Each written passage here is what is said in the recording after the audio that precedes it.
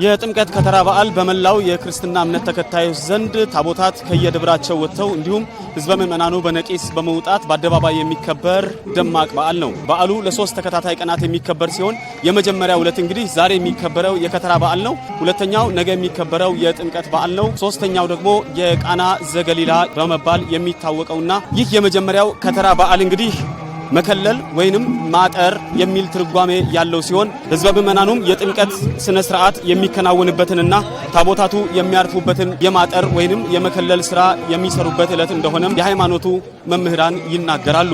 በዚህ ቀን ጌታችን ዝቅ ብሎ ትሕትናን ያስተማረበት፣ ለዓለም ትሕትናን ያሳየበት፣ በዮሐንስ እጅ ፈጣሪው በፍጡር እጅ የተጠመቀበት ዕለት ነው ዛሬ ማለት ነው። ከተራ ማለት መክበብ፣ ማቆር፣ መገደብ ማለት ነው።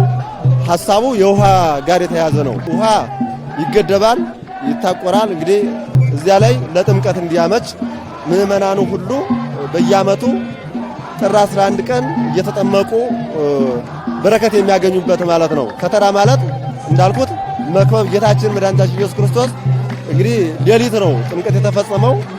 ያ ወደ ቢታንያ ሲሄድ ዮሐንስ ቀድሞ በዚያ ህዝቡ ሁሉ ተሰብስቦ በነበረበት መካከል ነው ጌታ ህዝቡ ከተጠመቁ በኋላ ጌታችን መድኃኒታችን ኢየሱስ ክርስቶስ ሄዶ ጥምቀትን በዮሐንስ እጅ ተጠመቀ ማለት ነው። የዛሬው የበዓሉ ዋዜማ በከተራ ዕለት ጌታችንና መድኃኒታችን ኢየሱስ ክርስቶስ ከገሊላ ወደ ዮርዳኖስ የሄደበትን ዕለት በማመላከት በገሊላ ከምትመሰለው ቤተክርስቲያን በጌታችን ኢየሱስ ክርስቶስ የሚመሰለው ታቦት ከመንበሩ በመነሳትም ወደ ጥምቀተ ባህር የሚያመራበት ዕለት ነው። ኢየሱስ ክርስቶስ ከገሊላ ወደ ዮርዳኖስ የሄደበትና ነገ እንግዲህ በሚከበረው የዛሬ ዋዜማ ሆኖ ከተራ ማለት እንግዲህ ከተራ ወይም ገደበ የሚለውን ወንዙ ለመገደብ ኢየሱስ ክርስቶስ የሄደበት ትልቅ ደማቅ በዓል ነው። በኢትዮጵያ ኦርቶዶክስ ተዋሕዶ ሃይማኖት የጥምቀት በዓል ልዩ የሚያደርገው በዕለቱ ከሚከናወኑ ሃይማኖታዊ ወረቦች፣ ዝማሬዎች እንዲሁም ሃይማኖታዊ ክዋኔዎች ባለፈ የተለያዩ ባህላዊ ይዘት ያላቸው ጨዋታዎች ይካሄዳሉ። ከዚህም ባለፈ ባህላዊ አልባሳት በብዛት የሚዘወተሩበትና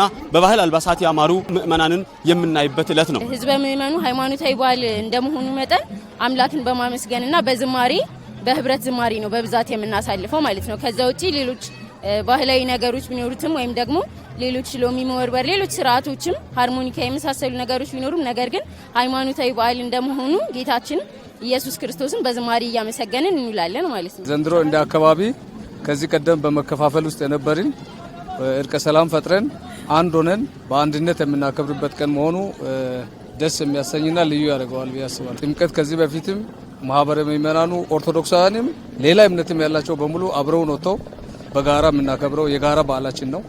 ባህላዊም ሃይማኖታዊም በዓል ነው። ወጣቶቹ በብዙ በጎ አድራጎት ይሳተፋሉ። ታቦቱ መንበሮ የሚያልፍበት መንገድ መንጣ በማጠፍ ሊሆን ይችላል። የተለያዩ ፀሐይ በሚሆንበት ሰዓት ደግሞ የውሃ በማቅረብ እንዲሁም ደግሞ የተቸገሩ ነገሮች በመደገፍም ሊሆን ይችላል። ወጣቱ አብዛኛው ደግሞ በመጨፈር ሊሆን ይችላል፣ ከበሮ በመምታት ጭፈራ በማሰማት የተለያየ ሰላማዊ ሆነ እንዲፈጸም የሚያደርጉት አንደኛው ወጣቱ። ይህን ደግሞ እንዲፈጸም የወጣቱ ተግባር እጅግ የሚደነቅና በሰላማዊ እንዲጠናቀቅ የሚያደርገው አስተዋጽኦ ከፍተኛ ሆነ አይቼዋለሁ። በጣም ደስ ብሎኝ ነው ያገኘሁት።